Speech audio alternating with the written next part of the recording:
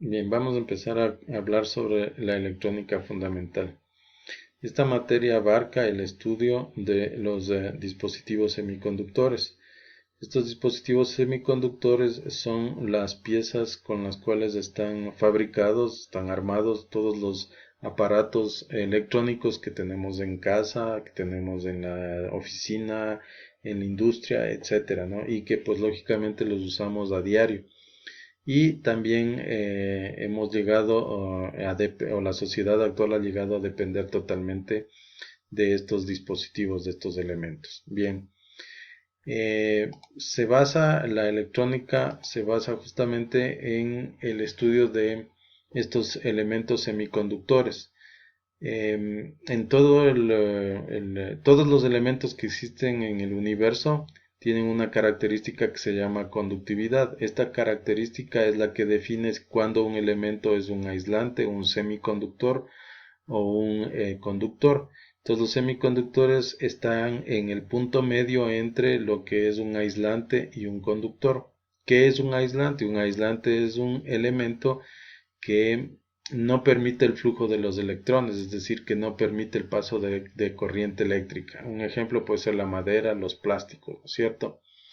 ¿Qué son los elementos conductores? Los elementos conductores, en cambio, son los que permiten el flujo de los electrones fácilmente.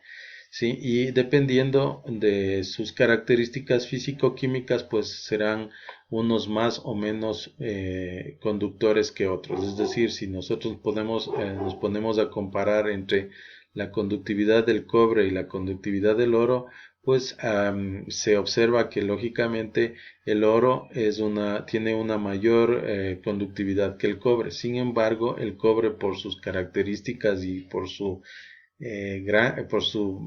cantidad existente en la Tierra, pues es el conductor más común, es el que es el conductor que más utilizamos en el mundo, ¿sí? Bien, entonces, para decirlo de una manera más sintetizada, pues los semiconductores estarían, digamos que en la mitad, ¿no? En el punto medio entre los aislantes y los conductores. Esa característica de semiconductor, pues justamente es la que se aprovecha para poder, en función de ciertas características, o mejor dicho, de ciertas condiciones que nosotros le imponemos a los semiconductores, pues estos dispositivos les podemos hacer con los cuales nosotros podamos controlar el flujo eléctrico, es decir, podamos controlar el flujo de los electrones. ¿Sí?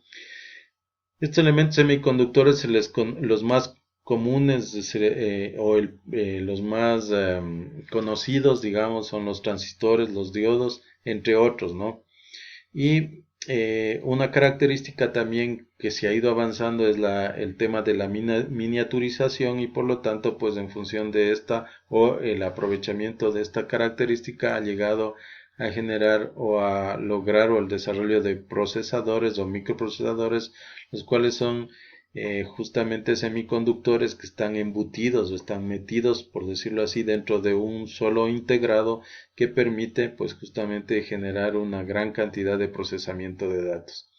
De tal manera que ha permitido el desarrollo de la tecnología electrónica en áreas tan importantes como las comunicaciones, el uso de los computadores, la robótica y otras áreas que pues son parte de, como por ejemplo el control electrónico. ¿Sí? Bien. ¿De qué depende o en qué está basada el tema de esta diferenciación entre lo que son los conductores, los semiconductores y el aislante y los aislantes?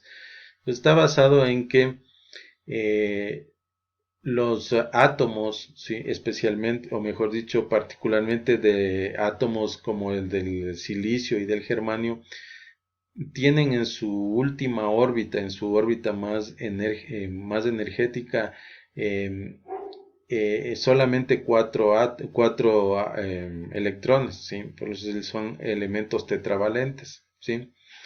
Y como se puede observar aquí en esta gráfica, pues nosotros tenemos una diferenciación que, como podemos ver aquí, ver en esta gráfica tenemos dos bandas, ¿sí? Una banda de valencia, una banda de conducción, pero en los conductores estas dos bandas están solapadas.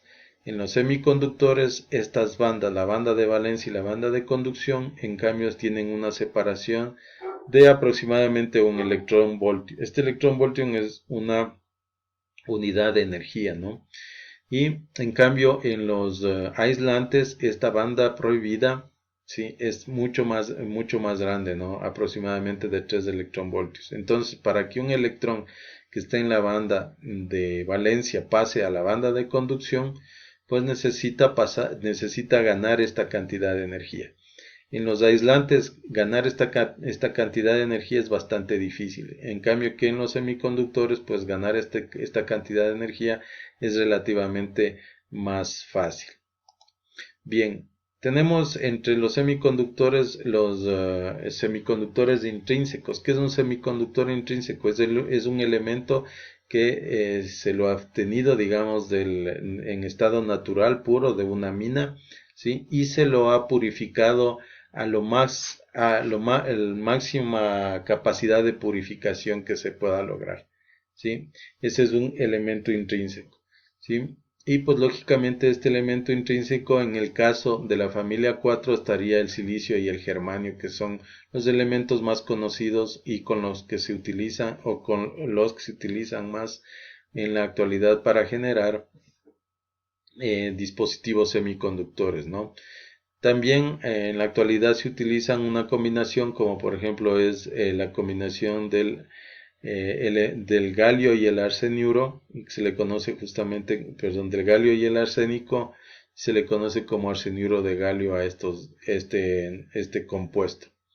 ¿Sí? Y justamente para terminar, pues aquí tenemos lo que les decía anteriormente, tenemos, por ejemplo, del silicio, tenemos los 4 electrones de valencia, ¿sí? Que son en la última órbita.